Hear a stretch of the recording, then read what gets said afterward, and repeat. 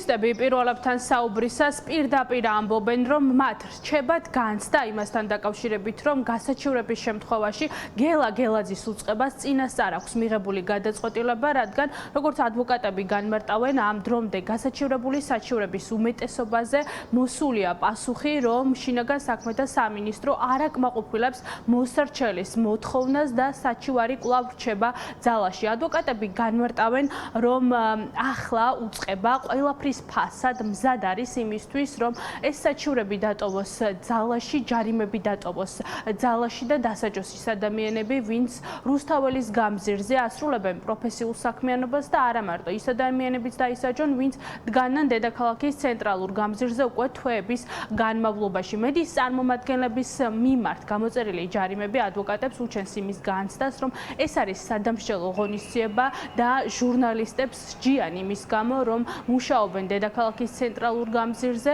და ყველაფერს აკეთებენ იმისთვის, რომ საზოგადოებამდე მაქსიმალურად მივიდეს ინფორმაცია და მაქსიმალურად მივიდეს დეტალები იმასთან დაკავშირებით, თუ როგორ ვითარდება პროცესები რუსთაველის გამზირზე. მედიის არაერთი წარმომადგენელი არის მთელი ამ თვეების განმავლობაში დაჯარიმებული, ყველა მათგანმა ეს ჯარიმა გაასაჩივრა, ასევე ამ საჩივარს იურისტების განმარტებით თან აქვს დართული ვიდეო მასალები, რომ ისინი ნამდვილად ასრულებდნენ პროფესიულ მოვალეობას და ასევე დოკუმენტები იმის დასადასტურებლად, რომ ყველა მათგანი არის სწორედ მედიის წარმომადგენელი, თუმცა ადვოკატები განმარტავენ, რომ ამ მტკიცებულებებსაც კი ძალოვანი უწყება არ იღებს და ჯარიმები რჩება ძალაში, რაც იურისტების განმარტებით არის დადასტურება იმის, რომ ეს არის სადამსჯელო ღონისძიება.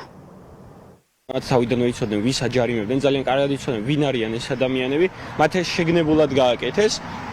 და პრინციპში ის გადაწყვეტილებაც, სადაც მე შინაგან საქმეთა სამინისტრო მიიღო, რომ არ აკმაყოფილებენ ამ საჩივრებს, ესეც ბუნებრივი არის, იმიტომ რომ მათ ჰქონდათ ეს გადაწყვეტილება უკვე წინასწარ მიღებული, რომ ყველაფრის ფასად ეს ადამიანები დაეჯარიმებინათ. ახლა უკვე შინაგან საქმეთა სამინისტრო უკან აღარაფერზე აღარ იხევს, ბოლომდე ამ თავის უკანონო პრაქტიკას ბოლომდე რქებით აწვება. შინაგან საქმეთა სამინისტრო სრულად გაუმართლებლად ერევა მედიის საქმიანობაში, მათ თავისუფლებაში და მიზანი სწორედ არის ის, რომ რა თქმა უნდა სამიზნეში ამოიღოს არა მარტო ის ადამიანები, ვინც აპროტესტებენ, არამედ ის ადამიანებიც, ვინც ამას აჩვენებენ საზოგადოებას. ეს უნდა, რომ მაქსიმალურად შეზღუდოს როგორც საპროტესტო სივრცე, ასევე შეზღუდოს ის სივრცე, როგორც გაშუქდება ეს პროტესტი. ქართული ოცნება ყველანაირი უკანონო და არაკონსტიტუციური მეთოდებით უპირისპირდება და ებრძვის დამოუკიდებელ მედიას. ათეულობით საქმეა, რა თქმა უნდა, მსგავს უკანონობას ადგილი არ უნდა ჰქონდეს ნებისმიერ დემოკრატიულ ქვეყანაში და ეს არის პირდაპირი თავდასხმა როგორც მედიაზე, ასევე თავარი მიზანი არის, რომ მოსახლეობამ მიიღოს ინფორმაცია, განსაკუთრებით თუ რა ხდება აკციების. იურისტების განმარტებით გელაძის უწყებამ დაამკვიდრა ახალი პრაქტიკა, აჯარიმებენ რუსთაველზე ყოფნის გამო არა მხოლოდ აქციის მონაწილეებს, არამედ მედიის იმ წარმომადგენლებსაც, ვინც ორიენტირებულია იმაზე, რომ საზოგადოებას ჰქონდეს დეტალურად ინფორმაცია იმასთან დაკავშირებით, თუ რა ხდება რუსთაველის გამზირზე და ხშირ შემთხვევაში რა უკანონო მოქმედებებს ანხორციელებს სწორედ ძალოვანი უწყება. იურისტები ამბობენ, რომ მედიის წარმომადგენლების დაჯარიმება არის უკანონო და ფიქრობენ, რომ ყველა ეს უკანონო ჯარიმა უნდა გასაჩივრდეს.